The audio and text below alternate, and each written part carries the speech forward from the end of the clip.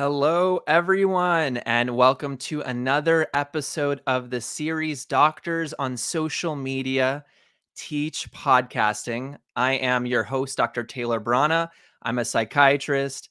I've created, at this point, I believe 7 or 8 podcasts within my own network. I've helped so many people along the way create their own podcasts, and it's just such a lovely medium to spread a message, to learn new things, to meet new people, networking, to create a business, to build business connections, to spread information. There's just so many positive aspects to podcasting. It's just such a joy to do this process.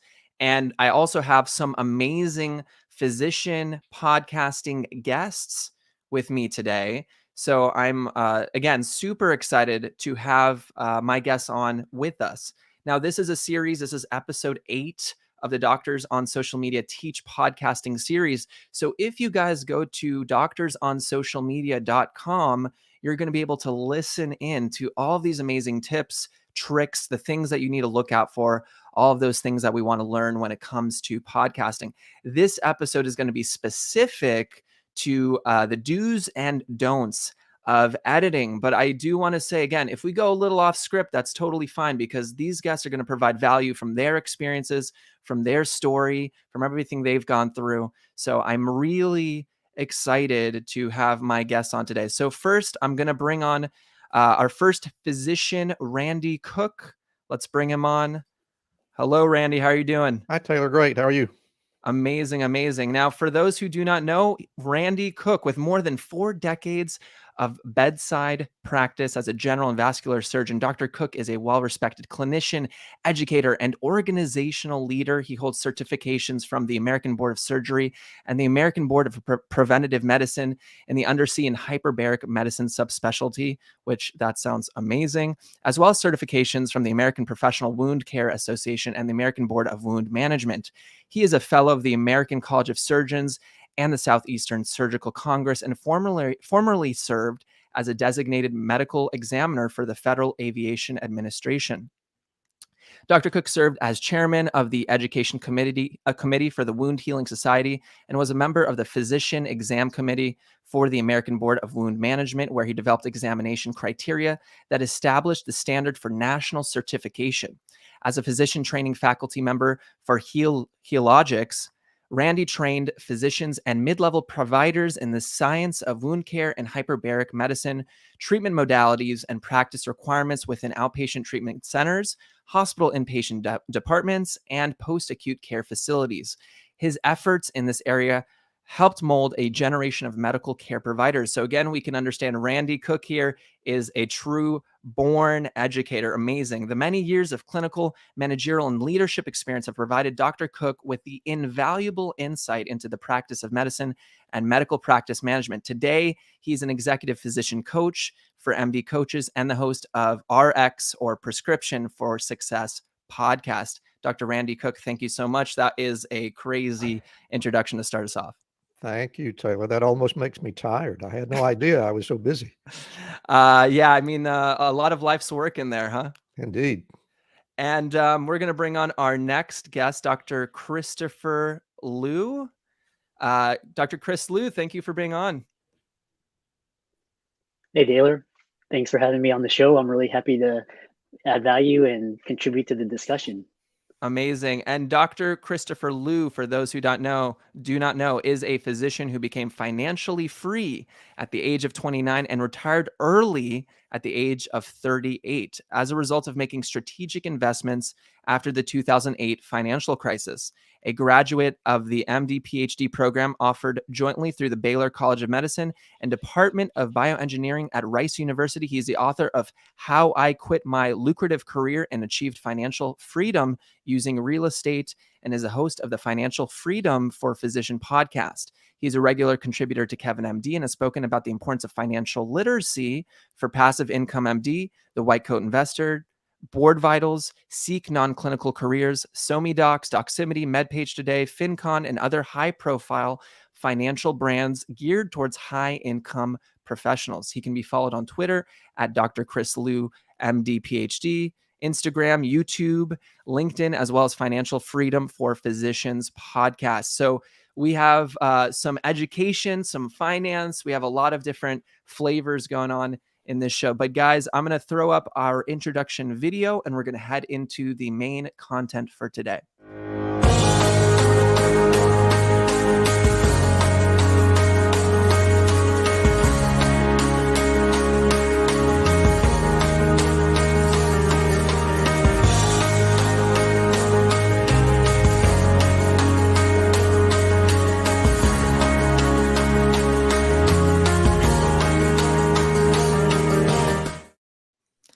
All right, guys, so let's get started.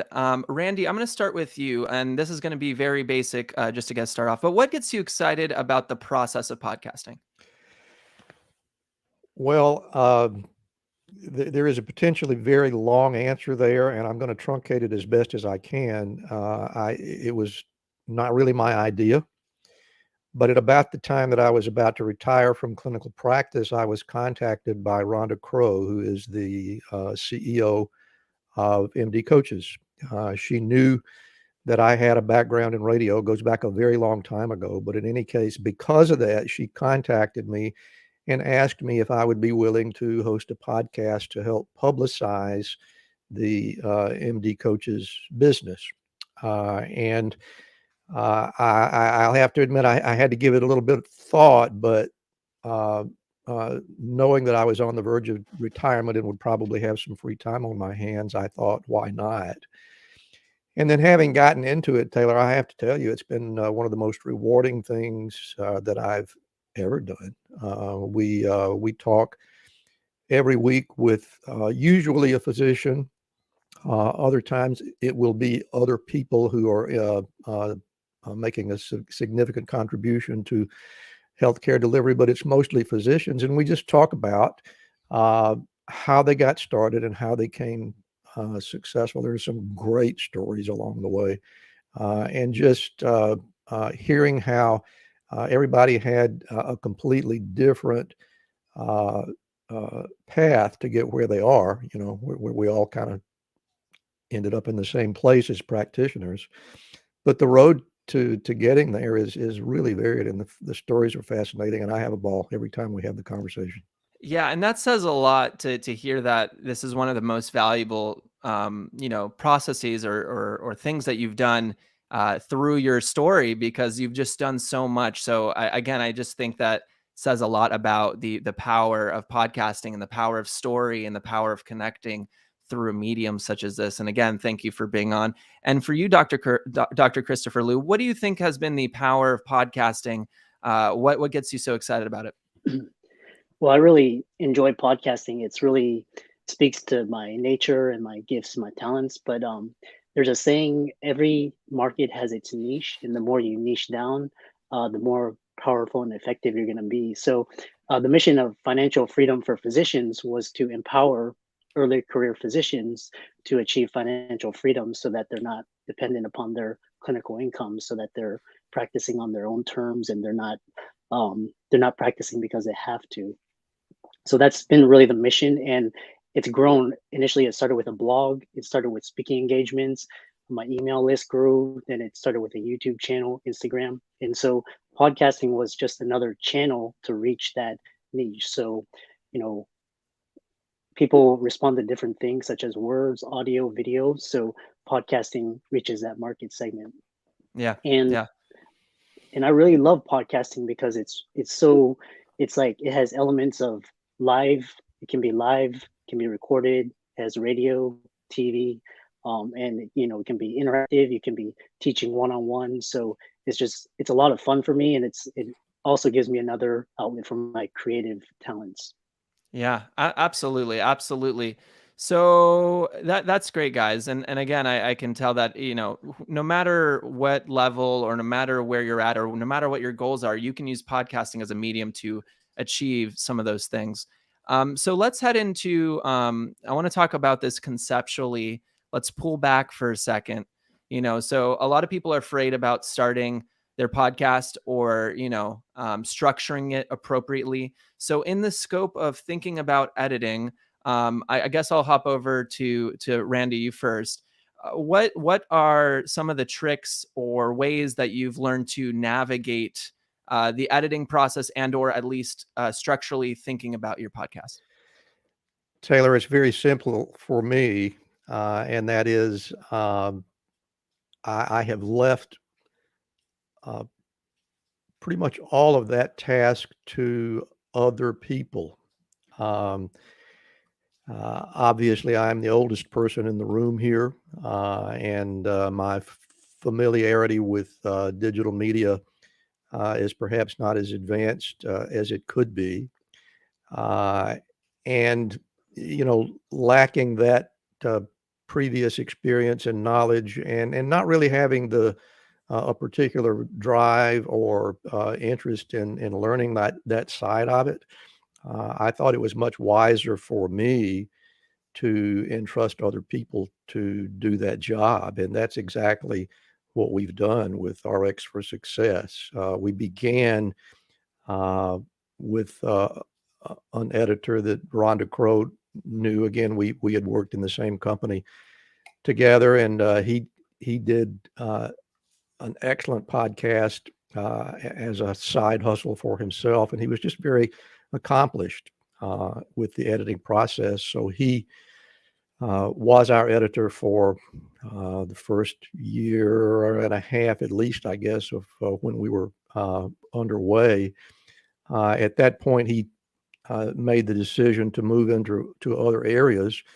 And so we looked at the market to find a professional editor, somebody who did that to make their living.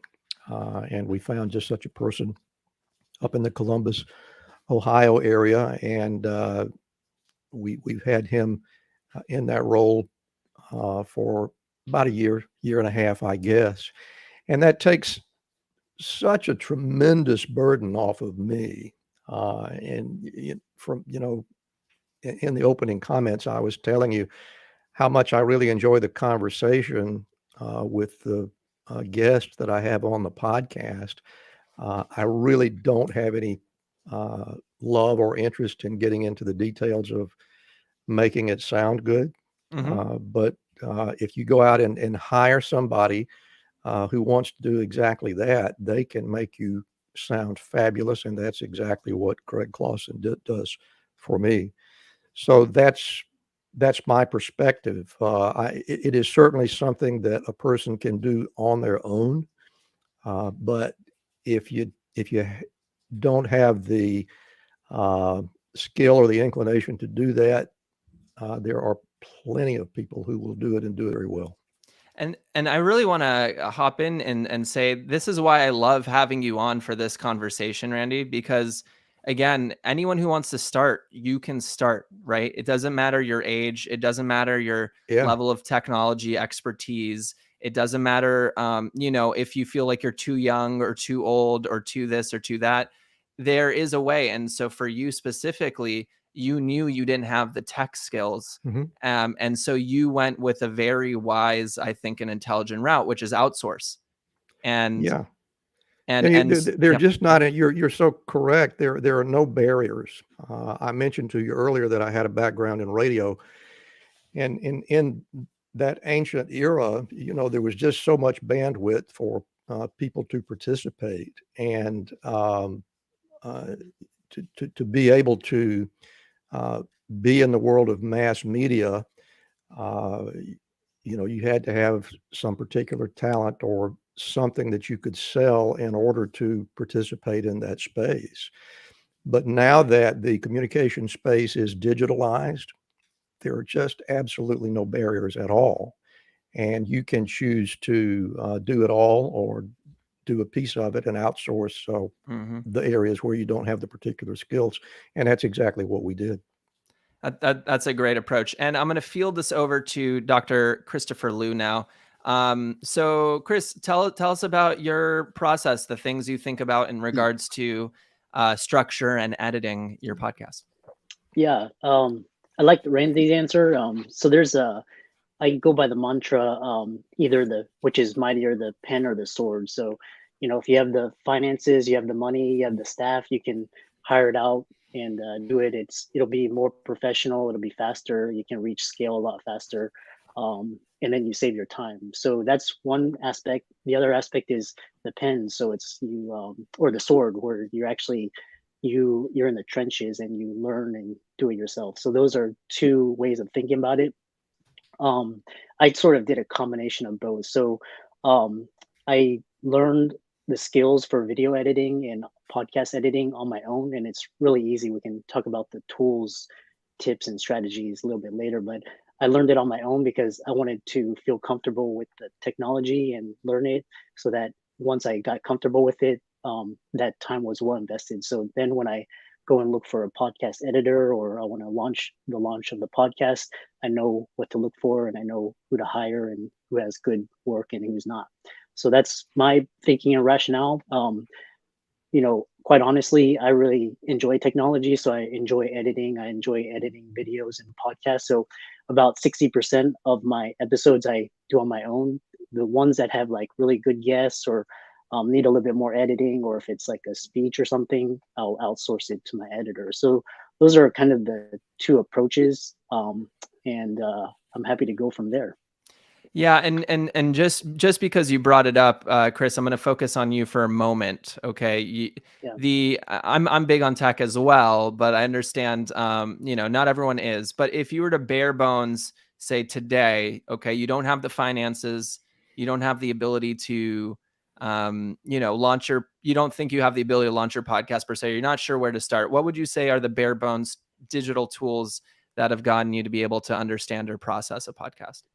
So I use QuickTime for the audio. I use iMovie, and I use Anchor. So Anchor can that basically broadcasts your podcast out to Spotify, Apple, Google, all of the major channels. So those are all free tools. Like iMovie is free if you have a Mac. QuickTime is free. Main thing with the podcasting is the audio quality. So make sure you have a good mic. You can, like this mic here I got off of Amazon for $60. If it's a video podcast, make sure you have good lighting. I recently upgraded my Mac to the 2021 version, so the camera is a lot better and you can use virtual backgrounds. But all of these tools are free and they're readily available. It just takes some time and skill to learn it, and it's really not hard to learn. For the types of podcasts and the types of episodes that I have, they're more interview style, so they don't need to any more complexity to them. So, and I'm always thinking of new ways of adding value to the show, how to make it a lot better, bringing on better guests, etc. Just to clarify really quick with you, Chris, for guest episodes, what are you using for that? For guest episodes, yeah. To actually record, Zoom. So Zoom is what my you're using. Okay. Zoom's like my go-to thing. People use StreamYard. Mm-hmm. There's so many different, but Zoom, the free version, all these tools are for free. So yeah, and I want to point this out for everyone. This is no secret. I have no secrets when it comes to this stuff. We're using StreamYard. Okay, so this is StreamYard is what we're using, and I want to make this a little bit more meta for people listening as well. While Randy and Chris and I are on this conversation, we're on StreamYard. We're recording on video, so I have video. We now have video footage we can use for anything, and we're recording the audio as well, which we can pull out and use for podcasting. So theoretically speaking, because I have two other guests with me, the three of us together, we could all technically post video footage and the audio into three separate streams of podcasts, right? So this is where it becomes a little bit more meta, especially if you're with other guests who are podcasters. There's no reason for us not to repurpose this content onto our own shows if we find it valuable, right? So this is where collaboration comes in. This is where understanding the technology comes in, so on and so forth. So Randy, I'm gonna pop over to you for a second. You have a lot of experience in terms of, radio and broadcasting and those types of things, and just having really great conversations. So maybe a little bit more off script for you, but what do you think is the most valuable aspects of producing a great podcast? Do you think it's the guests? Do you think it's the equipment? Do you think it's the story? What do you think is the secret sauce? I'm not sure I can rank them in order.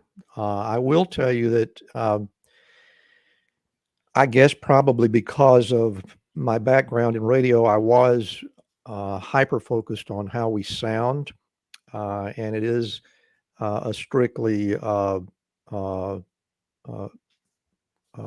no video. It's an all sound podcast, and so we do our recording on Zencaster, which is, in our opinion, uh, one of the more editable sources. The audio quality is just superb, and it really helps us get a good sound. I think, from the standpoint of editing, the most important part of the entire process is to get good sound in the beginning. So the room that I'm working from is, although you would to look at it, you wouldn't think that it was specifically sound treated, but there is a lot of bulky furniture like the sofa that you see in the back and sound absorbent material around to deaden the room. Um, I made sure that I invested in a really good microphone. You can get a really cheap one that will do the job. This is an Electro Voice RE20. It costs somewhere around $450, I think, and it is the microphone that's present in most of the FM stations in the United States today. It's gradually fading away because it's very old technology. They were using this microphone beginning in the early 60s. So for me, getting good audio, getting rid of the background noise, making sure that the guests, at least we ask everybody to get into a relatively dead room. We ask them to wear headphones and do everything they can to make the audio sound as good as it does before we ever turn it over to the editor. But I think that's probably the most important thing that we do in terms of making the program sound good. And that was very important to me, since it is an audio only product. To me, that had to be foremost. And then, as I said before, we put it in the hands of a really skillful editor who has the capacity to bring in the music properly and make sure that we don't have any dead air and make it a really smooth, very professional sounding production. So I guess the biggest thing that I contribute, or at least that I try to contribute in terms of the editing process, is to make sure that he has good audio to work with in the beginning. We've talked about Zoom, and Zoom is certainly a good product. It's something that just about any guest that you want to have on will have some familiarity with. But our capacity to work with that audio is not as precise as it is with Zencaster and some of the others. I mean, I don't want to be a commercial for Zencaster. There are other services as well that do that. But again, to restate, the best that I can do is make sure that I give my editor the best possible audio at the outset. And I think that makes his job not only easier, but makes us sound better in the end.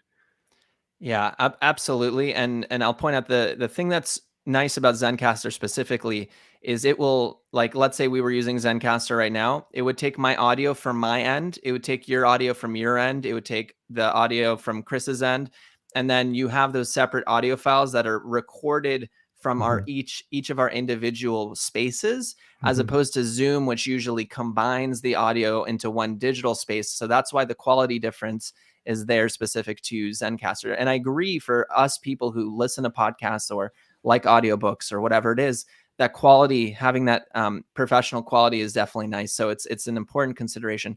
Chris, for you, what are some important considerations to make the quality of the audio or the quality of the experience, or the even if you have other tools as well? What are some of the considerations that you think, going off of what Randy said? Well, I think audio is the baseline. That's the number one thing, because when listeners tune in, it's all audio. So that's one thing. One thing that's really helped me, because I have hardwood flooring and stone tiling, so there's a huge echo. So what I've done is you put in bulky furniture, blankets, bought a carpet. Sometimes in the COVID-19 era, I've had to do podcast in a closet, which absorbs a lot of the, absorbs a lot of the sound as Yeah. well. So so it's kind of there's a lot of interesting ways of doing it, but baseline is the quality of the sound. The other thing that I really is the equipment. So Randy mentioned microphone. In the past, where the microphone and the computer was outdated, so even though you have good quality, it wouldn't record it as such. So make sure your equipment and all of that is all of sufficient quality. So that's one thing. The other ways of adding value to your podcast is really getting guests that are that are doing specific things to your audience, or that doing unique and interesting things that pique their interest. Really that are really on brand to your message. The other thing that you can so sometimes the vibe of the podcast also adds value. So some people like the interaction, some people like the conversation, the spontaneity. So there's two types. There's scripted versus just spontaneous. So I like to just keep it as a just free flowing conversation, and just so people can really feel the authenticity of the speakers.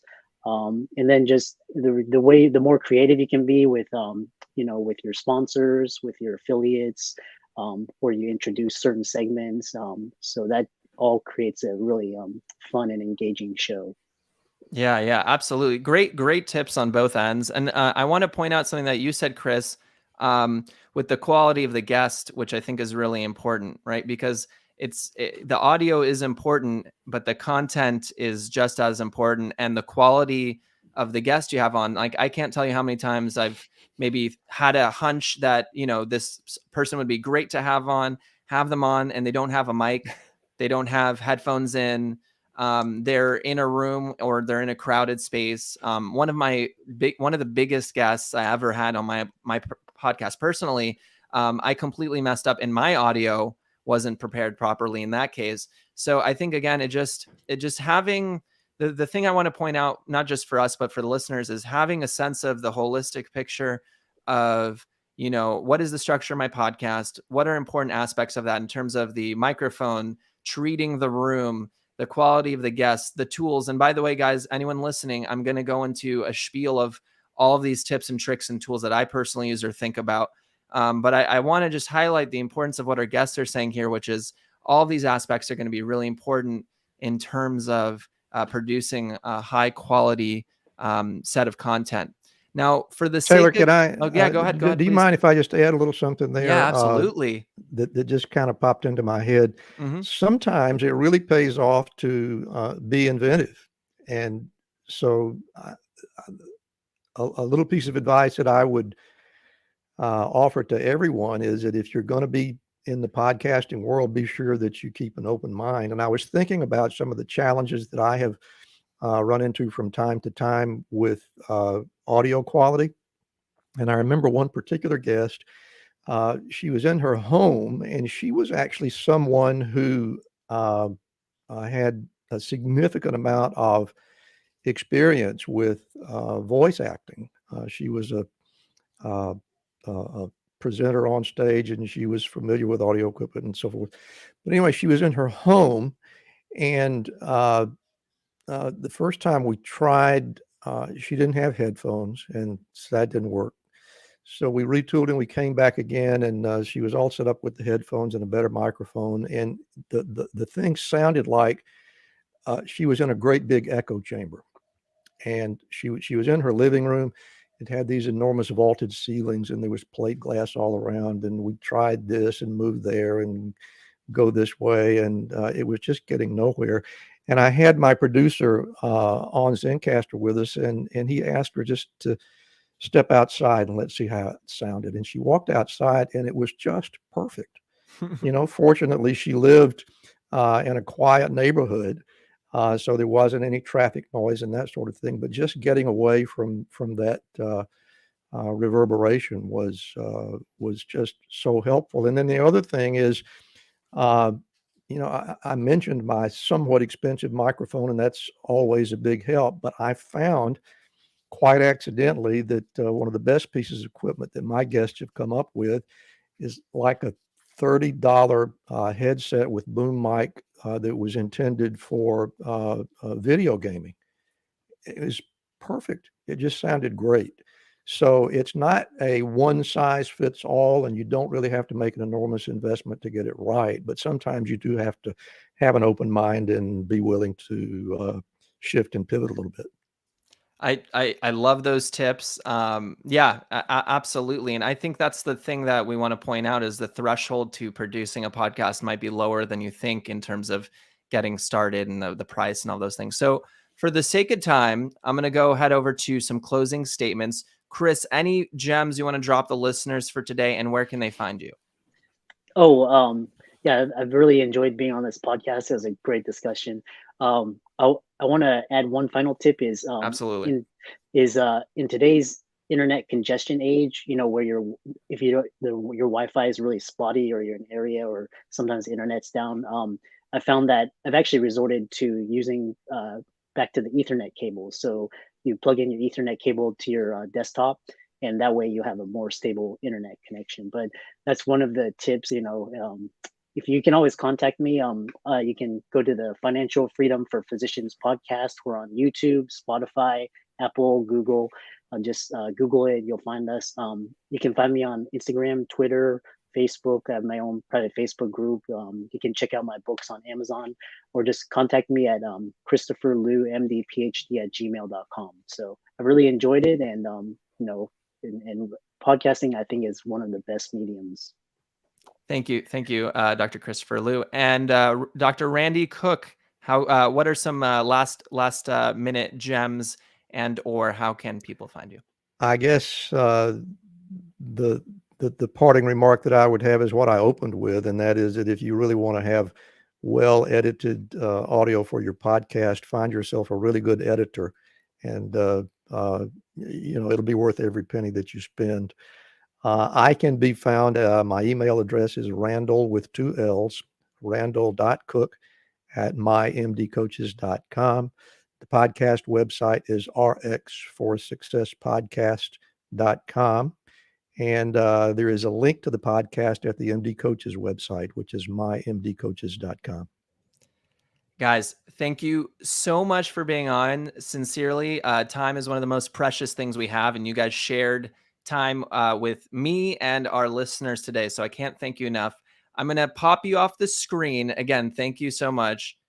And for everyone listening now, I want to let you know, again, there's a little mini lesson. I'm going to hop over and start to discuss that. But if a lot of this editing, to Dr. Randall Cook's point, a lot of this stuff can be daunting. And especially if you're a busy professional, you have a lot of stuff going on, you might not have the time. So I just want to put this out there. Doctors on social media, SoMe Docs is producing a coaching side to the podcasting. So myself and some other individuals, we're going to help. If you want to help build out your podcast, discuss all of these topics, we'll create your podcast from the ground up, and we'll help you with the entire process. So if this sounds daunting, it's too much, but you want to go ahead and produce your podcast, you've listened to this, you like the tips, but you just don't think you can do it, go and reach out to me or Donna Coriel or doctorsonsocialmedia.com, and we'll do it for you. We'll do it with you. Okay. So I just want to iterate that and let you guys know about that. I'm going to head over to some tips and tricks. Again, some of this might be a little scary for those who aren't tech savvy, but again, I just want to flush this out so that you understand the basic tools here. Okay. First and foremost, editing is very important. I need to just highlight this again and again. You just having a base level of audio is not enough. Okay. There are many podcasts. What's going to make your show special is through the great guests, the audience, the niche, the brand, that so on and so forth. But the editing needs to be well executed. Okay. Everyone has a certain amount of time, and people are picking and choosing what they're listening to, right? So it's important that as soon as someone hops into your show or your series or your podcast, they have a great experience from the get-go. And that's why this is extremely important. Okay. So I want to ask a couple of probing questions. You want to think about, what is your vision for your podcast? What is the feel of the show that you're trying to achieve? Before you even enter this conversation about editing, you want to understand what it is that the structure of your show is going to be. So is it going to have a fun experience? Is it going to be energetic? Is it going to have a serious tone? Is it going to have a more dark and ominous, mysterious storytelling vibe, right? All of these things are important for you to think about, because again, where do you want your listeners to head to? Okay, you can get very creative very quick with the music, with the style. So it's important just to think this stuff through. As has been stated multiple times, you want to have a strong pre-recording medium, meaning you want to have good microphones. You want to treat the room. You want to do all of this stuff to make sure that prior to the actual recording, the medium in which the room you're in is going to have all of those things considered to make sure that the recording is good. So I wrote here, you want to think about the quality of your microphone. Okay. This is very important. You want to think about the background noise in your room. You want to think about the echo. You want to are your emergency alarms in your house, like carbon monoxide or fire alarms, do you have batteries in there? Okay, like these are little things, but it goes a long way. You really want to think about the background noise. Are you in an area with a lot of traffic, right? Are you in an area where that might get picked up? Those are things that are important to consider. Do you have your do not disturb on for your phone? Do not disturb on for your laptop, for your computer? Do you have notifications that come up? These are all very important aspects to this. Thinking about the general environment, just like we talked about, right? The most important thing for podcast editing, and you want to think about this long term, is if you're going to do this on your own or you're going to start off, you have to have a template. You have to have an introduction. I'll go through this in a second here. You're going to you're going to have on your show your title or your main introduction at the beginning of the show. This is giving people an understanding of what your show's about. Then you're going to have a little introduction for your guest or for what the listeners are what are they about to hear, right? So you're leading your guests in. Then you have the main core content, right? That's going to be the main chunk of the episode. And then you're going to have the outro. That's the outro or the section at the end, right? So you have to think about this template. Now, let's say you have sponsors. Maybe you're going to have a sponsorship in the beginning, or maybe you're going to have a sponsor in the middle of the episode, or maybe you're going to have a sponsor at the end of the episode. If these are things you want to consider, again, you have to have this template. Okay, that's very important. Now I'm going to get into the potentially more boring section of this conversation. I'm going to talk about software. Okay, but this is incredibly important for those who are listening. These are the ones that I use. This is not an exhaustive list, but these are the ones I think about. For our Mac users, I use GarageBand for my editing. I take the audio from the conversation from something like Zoom or StreamYard. I put it into GarageBand, and then I have my template. I put the content in, I cut it, and I use GarageBand as my go-to tool. For people who have PCs, you don't have access to GarageBand. So another great one is called Audacity. It's another great tool for our PC users, and it works well. It's free. You download it and you can cut audio using this tool. Okay.